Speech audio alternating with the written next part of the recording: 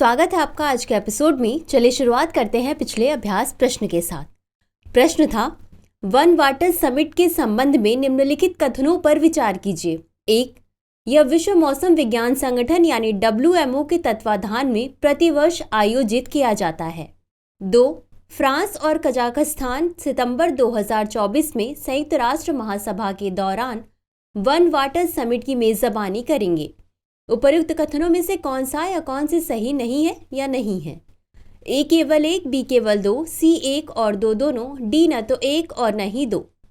इस प्रश्न का सही उत्तर है विकल्प A केवल 1। चले देखते हैं इसके विश्लेषण को।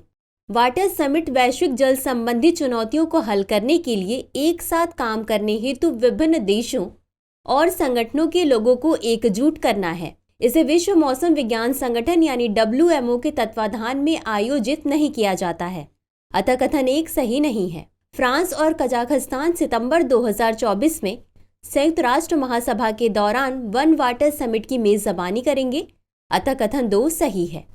गौरतलब है कि जल की समस्या आमतौर पर स्थानीय होती है, लेकिन साथ मिलकर काम करने से विभिन्न देश एक दूसरे की मदद कर सकते हैं, तकनीकें साझा कर सकते हैं और समाधान निकाल सकते हैं। तो चलिए शुरुआत करते हैं आज के एपिसोड की पहले प्रश्न के साथ। विशेष आहरण अधिकार यानी SDR के संबंध में निम्नलिखित कथनों पर विचार कीजिए। 1. SDR IMF और कुछ अन्य अंतर्राष्ट्रीय संगठनों के खाते की इकाई के रूप में कार्य करता है। 2. SDR मुद्रा की कीमत का निर्धारण US डॉलर में मूल्यों को जोड़कर किया जाता है, जो बाजार विनिमय दर मुद्राओं की एक SDR बास्केट पर आधारित होता है। 3. मुद्राओं की SDR बास्केट में अमेरिकी डॉलर, यूरो, जापानी येन, पाउंड स्टर्लिंग, चीनी रनमिनबी और भारतीय रुपया शामिल है। उपर्युक्त कथनों में से कितने सही हैं? A केवल 1, B केवल 2, C सभी 3, D इनमें से कोई भी नहीं। इस प्रश्न का सही उत्तर है विकल्प B केवल 2। चले देखते हैं अब इसके विश्लेषण को। SDR यानी स्पेशल ड्रॉइंग राइट्स न तो मुद्रा है और न ही IMF पर दावा, बल्कि यह IMF के सदस्यों की स्वतंत्र रूप से प्रयोग करने योग्य मुद्राओं पर एक संभावित दावा है। इन मुद्राओं के एवज में SDR का आदान प्रदान किया जा सकता है। SDR IMF और कुछ अन्य अंतर्राष्ट्रीय संगठनों के खाते की इकाई के रूप में कार्य करता है, अतः कथन 1 सही है। SDR मुद्रा की कीमत का निर्धारण US डॉलर में मूल्यों को जोड़कर किया जाता है, जो बाजार विनिमय दर मुद्राओं की एक SDR बास्केट पर आधारित होता है, अतः कथन 2 सही है। मुद्राओं की SDR बास्केट में US डॉलर, यूरो, जापानी येन, पाउंड स्टर्लिंग एवं चीनी रनमिनबी वर्ष 2016 में शामिल है, अतः कथन 3 सही नहीं है। SDR मुद्रा के मूल्यों का दैनिक मूल्यांकन अवकाश को छोड़कर या जिस दिन IMF व्यावसायिक गतिविधियों के लिए बंद होता है एवं मूल्यांकन बास्केट की समीक्षा तथा इसका समायोजन प्रत्येक 5 वर्ष के अंतराल पर किया जाता है। अगला प्रश्न है, पर्यावरण संरक्षण अधिनियम यानी EPA 1986 के संबंध में निम्नलिखित कथनों पर विचार कीजिए।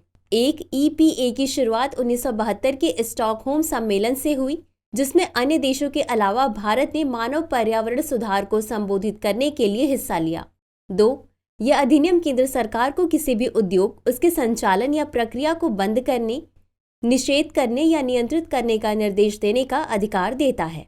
3. इस अधिनियम के तहत राष्ट्रीय हरित अधिकरण यानी NGT की स्थापना की गई है। उपर्युक्त कथनों में से कितने सही नहीं हैं? A केवल 1, B केवल 2, C सभी 3, D इनमें से कोई भी नहीं। इस प्रश्न का सही उत्तर है विकल्प A केवल 1। चले देखते हैं इसके विश्लेषण को। EPA का अधिनियम जून 1972 स्टॉकहोम सम्मेलन में स्टॉकहोम में आयोजित मानव पर्यावरण पर संयुक्त राष्ट्र सम्मेलन को देश में प्रभावी बनाने हेतु किया गया। गौरतलब है कि भारत ने मानव पर्यावरण में सुधार के लिए उचित कदम उठाने हेतु इस सम्मेलन में भाग लिया था, अतः कथन 1 सही है। EPA सरकार को पर्यावरण प्रदूषण की रोकथाम, नियंत्रण और कमी के लिए एक राष्ट्रव्यापी कार्यक्रम की योजना बनाने तथा निष्पादित करने का अधिकार देता है। यह अधिनियम केंद्र सरकार को किसी भी उद्योग के संचालन या प्रक्रिया को बंद करने, निषेध करने या नियंत्रित करने का निर्देश देने का अधिकार देता है, अतः कथन 2 सही है। बता दें कि राष्ट्रीय हरित अधिकरण यानी NGT की स्थापना 18 अक्टूबर 2010 को NGT अधिनियम 2010 के तहत की गई थी। पर्यावरण संरक्षण, वन संरक्षण, प्राकृतिक संसाधनों सहित पर्यावरण से संबंधित किसी भी कानूनी अधिकार के प्रवर्तन, दुष्प्रभावित व्यक्ति अथवा संपत्ति के लिए अनुतोष और क्षतिपूर्ति प्रदान करने एवं इससे जुड़े हुए मामलों के प्रभावशाली एवं त्वरित निपटारे के लिए। अतः कथन 3 सही नहीं है। अगला प्रश्न है, लॉस एंड डैमेज फंड के संबंध में निम्नलिखित कथनों पर विचार कीजिए। 1. यह जलवायु परिवर्तन के व्यापक प्रभावों का सामना करने वाले देशों का बचाव और पुनर्वास सुनिश्चित करने के लिए एक वैश्विक वित्तीय पैकेज है। 2. विश्व बैंक शुरू में लॉस एंड डैमेज फंड का प्रबंधन करेगा, जिसे अमेरिका, ब्रिटेन, यूरोपीय संघ जैसे समृद्ध देशों और चुनिंदा विकासशील देशों द्वारा वित्त पोषित किया जाएगा। उपर्युक्त कथनों में से कौन सा या कौन से सही नहीं है या नहीं है? ए केवल 1, बी केवल 2, सी 1 और 2 दोनों, डी न तो 1 और न ही 2। इस प्रश्न का सही उत्तर है विकल्प डी, न तो 1 और न ही 2। चले देखते हैं इसके विश्लेषण को। लॉस एंड डैमेज के बारे में, यह फंड जलवायु परिवर्तन के व्यापक प्रभावों का सामना करने वाले देशों का बचाव और पुनर्वास सुनिश्चित करने के लिए एक वैश्विक वित्तीय पैकेज है। अतः कथन 1 सही है। यह शब्द उस मुआवजे को संदर्भित करता है जो अमीर राष्ट्रों को भुगतान करना होगा। यहाँ अमीर राष्ट्रों से तात्पर्य है कि जिनके औद्योगिक विकास के कारण ग्लोबल वार्मिंग हुई है, साथ ही जिसने ग्रह पर जलवायु संकट की स्थिति पैदा की है, और गरीब देशों जिनका कार्बन पदचिह्न कम है, समुद्र के बढ़ते स्तर, बाढ़, भयावह सूखे और तीव्र चक्रवातों आदि का खामियाजा भुगत रहे हैं। लॉस एंड डैमेज फंड की निगरानी शुरुआत में विश्व बैंक करेगा। धन प्राप्ति का स्रोत अमेरिका, ब्रिटेन और यूरोपीय संघ जैसे समृद्ध देशों के साथ साथ कुछ विकासशील देश भी होंगे। अतः कथन 2 सही है। अगला प्रश्न है, एल्यूमिनियम धातु के संबंध में निम्नलिखित कथनों पर विचार कीजिए। 1. स्टील, प्लास्टिक और अन्य सामग्रियों की तुलना में एल्यूमिनियम पुनर्चक्रण योग्य, पर्यावरण के अनुकूल, संक्षारण प्रतिरोधी और अत्यधिक लचीली धातु है। 2. एल्यूमिना बॉक्साइट से प्राप्त होता है। 3. भारत में बॉक्साइट के भंडार हैं, लेकिन खनन बढ़ाने के लिए खनिज युक्त क्षेत्रों तक पहुंच, भूमि अधिग्रहण और पर्यावरण एवं वन मंजूरी से संबंधित चुनौतियों का समाधान करने की आवश्यकता है। उपर्युक्त कथनों में से कितने सही हैं? ए केवल 1, बी केवल 2, सी सभी 3, डी इनमें से कोई नहीं। इस प्रश्न का सही उत्तर है विकल्प सी, सभी 3। चले देखते हैं इसके विश्लेषण को। स्टील, प्लास्टिक और अन्य खनिजों की तुलना में एल्यूमिनियम पुनर्चक्रण योग्य, पर्यावरण के अनुकूल, संक्षारण प्रतिरोधी और अत्यधिक लचीली धातु है। अतः कथन 1 सही है। भारत में विद्युत क्षेत्र में 48% एल्यूमिनियम की खपत होती है। इसके बाद ऑटोमोबाइल और परिवहन में 15%, निर्माण में 13%, उपभोक्ता टिकाऊ वस्तुओं में 7%, मशीनरी एवं उपकरण में 7%, पैकेजिंग में 4% तथा अन्य में 6% शामिल हैं। हालांकि भारत की प्रति व्यक्ति खपत विश्व औसत का 1/4 है। एल्यूमिना बॉक्साइट से प्राप्त होता है। 1 टन एल्यूमिना का उत्पादन करने के लिए लगभग 3 से 3.5 टन बॉक्साइट की आवश्यकता होती है और 1 टन एल्यूमिनियम का उत्पादन करने के लिए लगभग 2 टन एल्यूमिना की आवश्यकता होती है। अतः कथन 2 सही है। भारत में बॉक्साइट के भंडार पाए जाते हैं, लेकिन खनन बढ़ाने के लिए खनिज युक्त क्षेत्रों तक पहुंच, भूमि अधिग्रहण और पर्यावरण तथा वन मंजूरी से संबंधित चुनौतियों का समाधान करने की आवश्यकता है। अतः कथन 3 सही है। बॉक्साइट खदानों का निर्बाध आवंटन और उत्पादकों को उच्च गुणवत्ता, जलवायु लचीले एल्यूमिनियम निर्माण के लिए प्रोत्साहन प्रदान करना वर्तमान में महत्वपूर्ण है।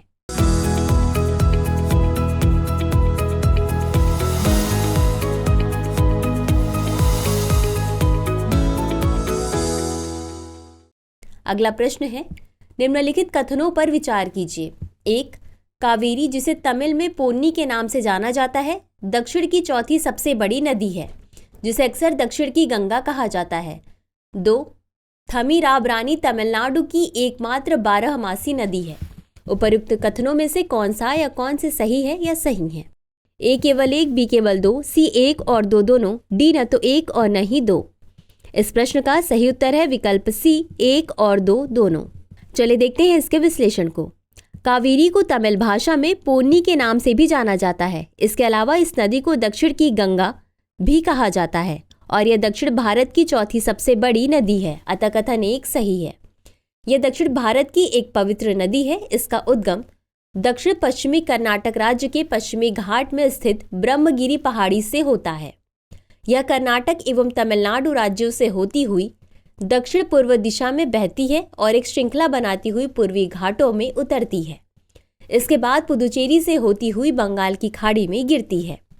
थमिराबरानी तमिलनाडु की एकमात्र 12मासी नदी है, अतः कथन 2 सही है। थमिराबरानी राज्य की सबसे छोटी नदी है। यह अम्बासमुद्रम तालुक में पश्चिमी घाट की पोथी गई पहाड़ियों से निकलती है और तिरुनेलवेली तथा थूथुकुडी जिलों से होकर बहती हुई कोरकाई तिरुनेलवेली जिले में मन्नार की खाड़ी यानी बंगाल की खाड़ी में गिरती है। इस प्रकार यह एक ही राज्य में बहती है। अगला प्रश्न है, निम्नलिखित कथनों पर विचार कीजिए। 1. भारत ने अभी तक आपदा जोखिम न्यूनीकरण के लिए सेंदाई फ्रेमवर्क को नहीं अपनाया है। 2. आपदा जोखिम न्यूनीकरण हेतु वैश्विक मंच आपदा जोखिम न्यूनीकरण वर्ष 2015 से 2030 के लिए सेंदाई फ्रेमवर्क की देखरेख और अधिनियम के महत्वपूर्ण भाग के रूप में प्रत्येक 2 वर्ष में बैठक करता है। उपर्युक्त कथनों में से कौन सा या कौन से सही है या सही है? A केवल 1, B केवल 2, C 1 और 2 दोनों, D न तो 1 और न ही 2। इस प्रश्न का सही उत्तर है विकल्प B केवल 2। चलिए देखते हैं इसके विश्लेषण को। भारत ने आपदा जोखिम न्यूनीकरण के लिए सेंदाई फ्रेमवर्क, सतत विकास लक्ष्य वर्ष 2015 से 2030 और जलवायु परिवर्तन पर पेरिस समझौते को अपनाया है, जो सभी DRR जलवायु परिवर्तन अनुकूलन एवं सतत विकास के बीच संबंध को स्पष्ट करते हैं। अतः कथन 1 सही नहीं है। आपदा जोखिम न्यूनीकरण हेतु वैश्विक मंच, यह एक द्विवार्षिक बहुहितधारक मंच है जो आपदा जोखिम न्यूनीकरण वर्ष 2015 से 2030 के लिए सेंदाई फ्रेमवर्क की निगरानी एवं कार्यान्वयन प्रक्रिया का एक महत्वपूर्ण घटक है। अतः कथन 2 सही है। गौरतलब है कि संयुक्त राष्ट्र महासभा भी इसे मान्यता देती है। अगला प्रश्न है, राष्ट्रीय हरित हाइड्रोजन मिशन के संबंध में निम्नलिखित कथनों पर विचार कीजिए। 1. राष्ट्रीय हरित हाइड्रोजन मिशन का लक्ष्य भारत में व्यावसायिक रूप से हरित हाइड्रोजन उत्पादन को बढ़ावा देना है ताकि शुद्ध ईंधन का निर्यातक बन सके। 2. हरित हाइड्रोजन संक्रमण कार्यक्रम के लिए रणनीतिक हस्तक्षेप यानी SIGHT का उद्देश्य हरित हाइड्रोजन के उत्पादन के लिए किफायती इलेक्ट्रोलाइजर आयात को वित्तपोषित करना है। 3. बड़े पैमाने पर हाइड्रोजन के उत्पादन के साथ उपयोग का समर्थन करने में सक्षम राज्यों एवं क्षेत्रों की हरित हाइड्रोजन हब के रूप में पहचान तथा उन्हें विकसित करना। उपर्युक्त कथनों में से कितने सही हैं? A केवल 1, B केवल 2, C सभी 3, D इनमें से कोई भी नहीं। इस प्रश्न का सही उत्तर है विकल्प B केवल 2। चलिए देखते हैं इसके विश्लेषण को। राष्ट्रीय हरित हाइड्रोजन मिशन, राष्ट्रीय हरित हाइड्रोजन मिशन का लक्ष्य भारत में व्यावसायिक रूप से हरित हाइड्रोजन उत्पादन को बढ़ावा देना है ताकि शुद्ध ईंधन का निर्यातक बन सके। अतः कथन 1 सही है। यह मिशन हरित हाइड्रोजन की मांग, निर्माण, उत्पादन, उपयोग तथा निर्यात की सुविधा प्रदान करेगा। हरित हाइड्रोजन संक्रमण कार्यक्रम के लिए रणनीतिक हस्तक्षेप यानी SIGHT का उद्देश्य हरित हाइड्रोजन के उत्पादन के लिए किफायती इलेक्ट्रोलाइजर आयात को वित्तपोषित करना है। अतः कथन 2 सही नहीं है। हरित हाइड्रोजन हब, बड़े पैमाने पर हाइड्रोजन के उत्पादन के साथ उपयोग का समर्थन करने में सक्षम राज्यों एवं क्षेत्रों की हरित हाइड्रोजन हब के रूप में पहचान कर उन्हें विकसित किया जाएगा। अतः कथन 3 सही है। अगला प्रश्न है, निम्नलिखित में से कौन सा इलेक्ट्रिक वाहनों की तेजी से अपनाने के लिए सरकार द्वारा उठाया गया कदम नहीं है? 1. भारत सरकार ने हाल ही में इलेक्ट्रिक वाहनों यानी EVs को अपनाने को प्रोत्साहित करने के लिए उन पर GST समाप्त कर दिया है। 2. सड़क परिवहन राजमार्ग मंत्रालय ने बैटरी से चलने वाले वाहनों के मामले में परमिट की छूट के संबंध में एक अधिसूचना जारी की। 3. भारत सरकार ने देश में इलेक्ट्रिक वाहनों को बढ़ावा देने के उद्देश्य से फेम इंडिया शुरू की है। दिए गए कूट का प्रयोग कर सही उत्तर चुनिए। A केवल 1, B केवल 2 और 3, C केवल 2, D 1, 2 और 3। इस प्रश्न का सही उत्तर है विकल्प A केवल 1। चलिए देखते हैं इसके विश्लेषण को। 5 वर्षों के लिए पर्याप्त वित्तीय निवेश के साथ ऑटोमोबाइल तथा ऑटो घटकों के लिए PLI कार्यक्रम के अंतर्गत इलेक्ट्रिक वाहनों को सितंबर 2021 तक कवर किया गया था। इस प्रकार इलेक्ट्रिक वाहनों की बिक्री 12% के स्थान पर 5% वस्तु और सेवा कर जीएसटी के अधीन हो गई है। अतः कथन 1 सही नहीं है। सड़क परिवहन राजमार्ग मंत्रालय ने बैटरी से चलने वाले वाहनों के मामले में परमिट की छूट के संबंध में एक अधिसूचना जारी की। अतः कथन 2 सही है। देश में इलेक्ट्रिक वाहनों यानी ईवीएस को बढ़ावा देने के उद्देश्य से फेम इंडिया योजना ने ईवीएस को अपनाने एवं प्रोत्साहित करने के साथ ही इलेक्ट्रिक गतिशीलता बुनियादी ढांचे का विस्तार करने के लिए महत्वपूर्ण प्रगति भी की है। अतः कथन 3 सही है। अगला प्रश्न है, यूरोपीय संघ कार्बन सीमा समायोजन तंत्र यानी CBAM के संदर्भ में निम्नलिखित कथनों पर विचार कीजिए। 1. इसका उद्देश्य विशिष्ट आयातित वस्तुओं के उत्पादन से होने वाले कार्बन उत्सर्जन की उचित कीमत निर्धारित करना है। 2. इससे लागत कम होगी और साथ ही यूरोपीय संघ के लिए भारतीय निर्यात की प्रतिस्पर्धात्मकता बढ़ेगी। 3.